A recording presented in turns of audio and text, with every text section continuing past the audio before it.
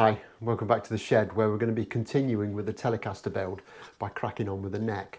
Now last time we left this just roughly cut out on the jigsaw, so we're going to be cleaning this up with the router before cracking on with the fretboard. Now I'm building this guitar with a very limited set of tools. It's basically the set of tools that I had at my disposal when I built my first guitar all those years ago. And one of the things I didn't have was fret spacing templates. So that is something that I do have now, which I can't use on this build. So I'm going to have to find a way of getting this done without them. As you can probably see, I managed it. But anyway, while you're hitting those like and subscribe buttons, I'll get some tools out and we can make a start. And to get started on this, realistically, the first thing I need to do is just to get this trimmed down to its actual size. I did try and cut it relatively close with the jigsaw, but obviously that is easier said than done. So the next step is just literally to fasten this on with super glue and masking tape, and then we can just run around it with the trim router and bit by bit take out that extra material. There's not a huge amount, but I'm thinking it's probably going to take me 3 or 4 passes to do it effectively. I don't want to try and take too much at one time. That could be a recipe for disaster. And because this is kind of quite small and there's not much surface area, I'm actually going to stick a lump of wood on the back as well with some masking tape and super glue so I can hold it in the vise, just to make sure that everything's as safe as I can make it.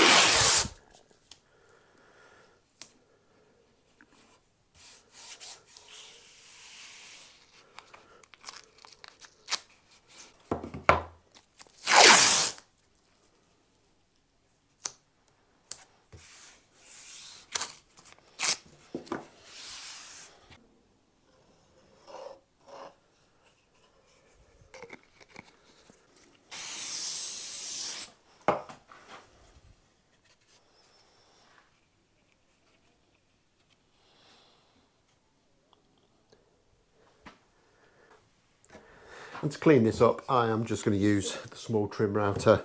I've managed to find the extended base for it. It was skulking at the end of the bench amongst a load of ramel that's down there. But I'm going to use it just to make sure I've got kind of as much surface area on this template as possible, because it is very thin and everything would be a little bit wobbly without it. And I've got this set up, so I'm going to be taking about 4 or 5 mil cut from there. And we'll just steadily work our way down in a number of passes. And hopefully we won't have too many dramas.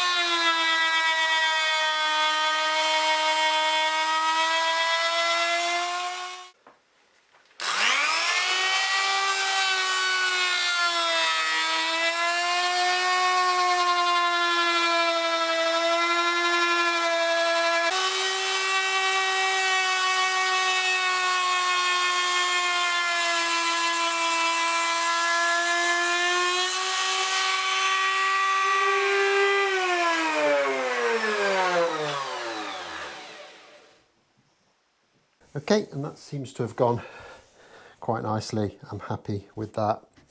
So we'll just try and pop this template off. Just come off there first. We can dispense with that. Just need a little persuasion. There we go.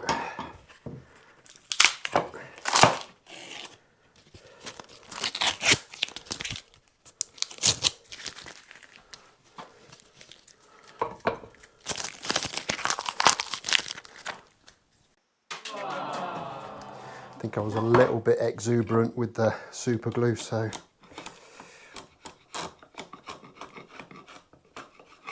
tiny little bit of cleanup there. And there we have, all but a little bit of sanding, is our cutout neck, and I'm very, very happy with the way that that's gone. It's always a little bit of a gamble with a handheld router, but I'm pleased to say that's come out pretty much spot on. So a bit more glue there to clean up, and I'll break out sanding block.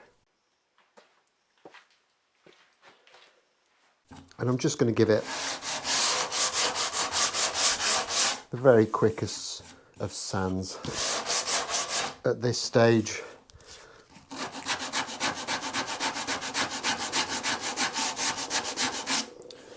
A lot of this material will be removed in one way or another as we progress with the neck, so I'm not going to go too overboard with the sanding at this stage.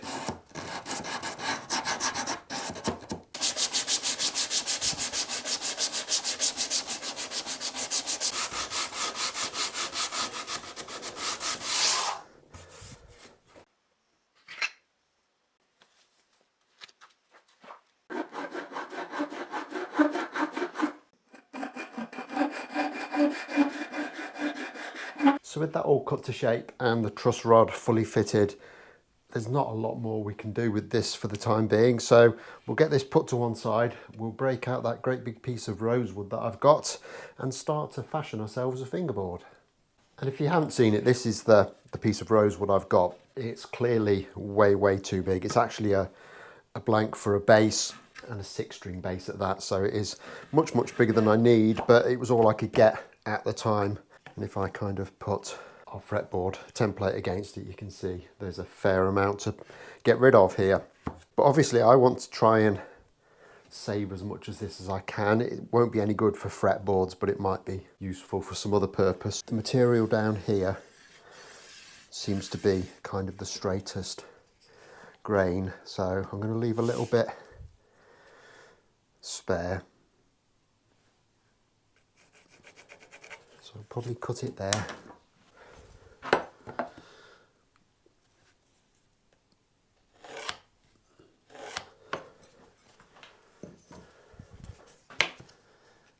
And then probably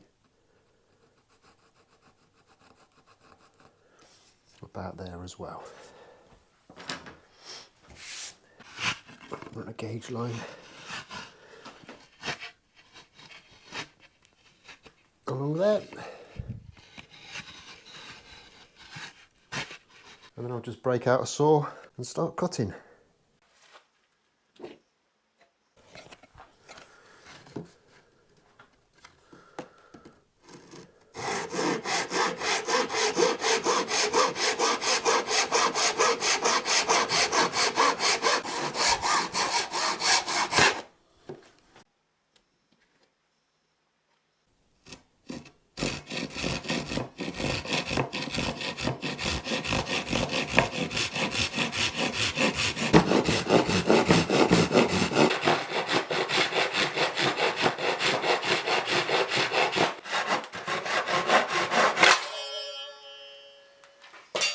Okay, so that's the blank rough cut. Got a piece there. I have really no idea what I'd do with that, but it might come in for something.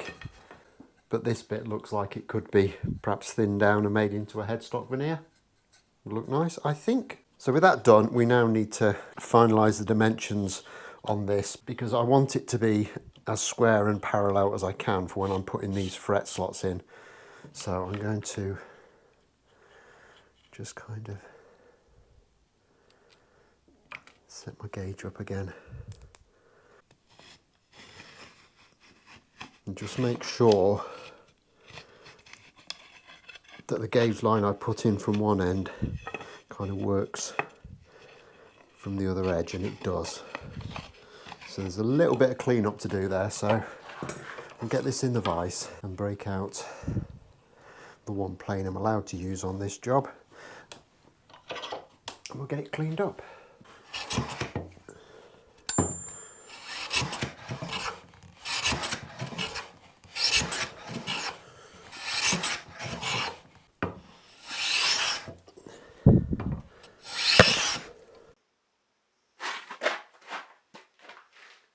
And that's planed up absolutely beautifully. Really, really nice piece of wood. And we're about 1/10 of a mil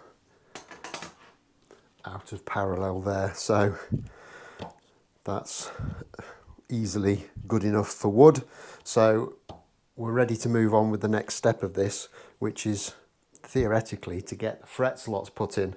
Now normally I'd be breaking out my fret slotting jig and my 25.5-inch fret slotting template. However, if I'm going to stay true to the toolkit that I had when I built my first telly, which is after all the point of this build, I didn't have these, so I can't use them.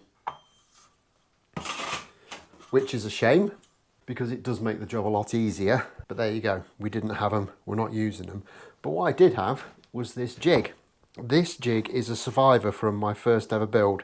It has been kind of adapted to work with the templates, but it can still work without them. If I just turn them around the other way, I haven't got a pin that locates on those templates on this side, so I am able to kind of get my fretboard into there without any issues. So we just need to find a way of marking accurately for our fret slots, and I'm going to do it in exactly the way I did it for my first build, with a rule. But I'm not going to measure them. I could quite easily get the measurements from the internet, fasten this in place on my fretboard and measure them out. And that's something I've done on a number of occasions. Particularly, you might have seen me do it on the bases that I've built, because there isn't really much point buying a template from me because I don't really make that many bases. However, what I did on the first one, and for fans of the blue masking tape, you'll like this, is I actually stuck some tape onto this straight edge, and it actually ended up being on here for quite a long time. It was a number of years, and it was a real pain to get off in the end because it had kind of set and the adhesive has all gone hard. And then what I did, I actually used an existing neck to do this. I based it on my blue American Standard Stratocaster, but I've got this template which will make a fairly decent facsimile for that.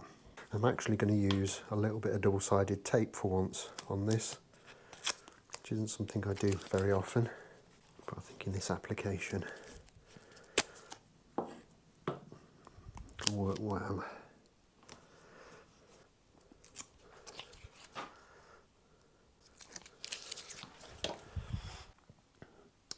I'm going to stick this down right along the centre line so we know it's running parallel. And I'm going to take a pen and a small square, and I'm just going to mark where each of the frets falls against the rule.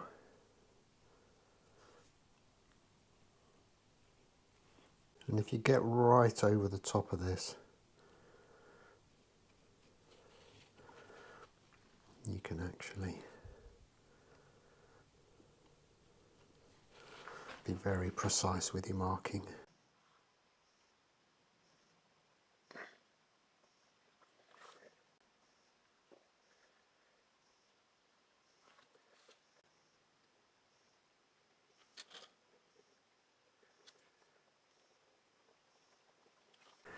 And then I'm just going to kind of extend those lines right the way across the tape.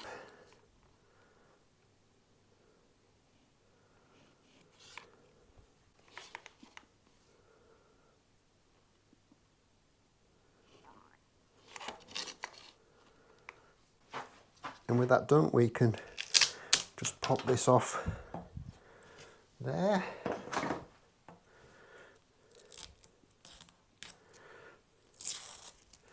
Obviously, if you were doing this off an existing guitar neck, you might struggle to double-sided tape it down like that. So you might just have to just hold it in place with a couple of clamps. So with that done, I'm just going to mark that as the nut line. There is the risk of confusing that with the first fret, which would be terrible. So with that done, we now have our template and we can start to transfer these marks onto the fingerboard. And I've just quickly put a centre line down there with a marking gauge, and we can again just quickly use some double-sided tape.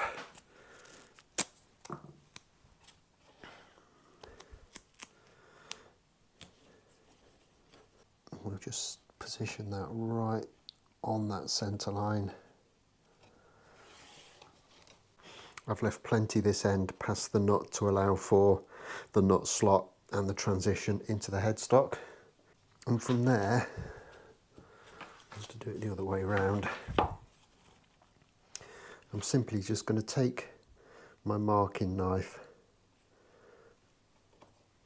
and make a little bit of a cut exactly where these fret marks meet the centre line.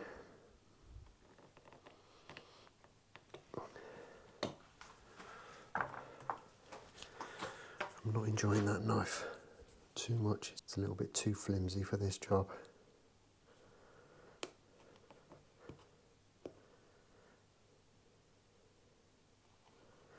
So I'll just work my way up the board doing this. I'll join you back when we've done.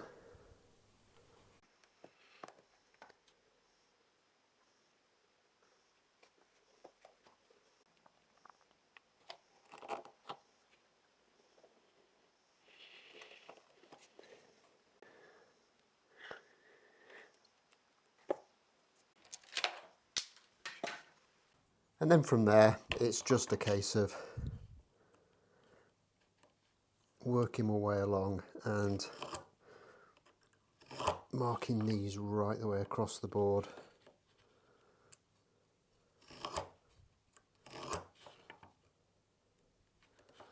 Just by placing the point of the knife into the little nick that we've put in, moving the square up to it, and then just cutting a couple of times. The first cut is quite light, and then the second one we can go a bit deeper. If you try and go too deep too quick, you can end up moving the square, which is not what you want.